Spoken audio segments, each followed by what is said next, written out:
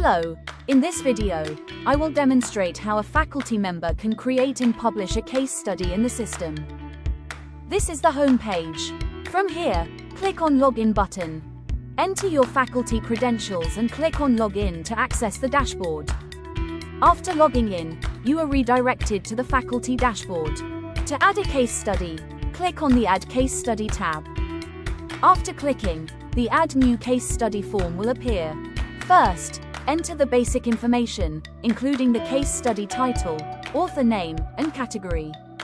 Next, scroll to the Questions section, where you can add different types of questions such as fact-based, analysis-based, and research-based. For a fact-based question, enter the question, add the options, select the correct answer, and define the maximum marks. To add an analysis-based question, click on the Analysis-based tab.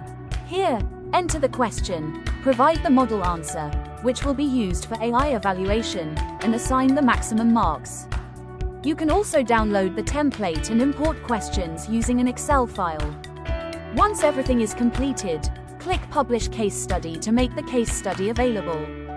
To view the published case, go to Available Cases and click on Institute Case. Here, you can see the case study that was just created. This completes the case study creation and publishing process. Thank you for watching.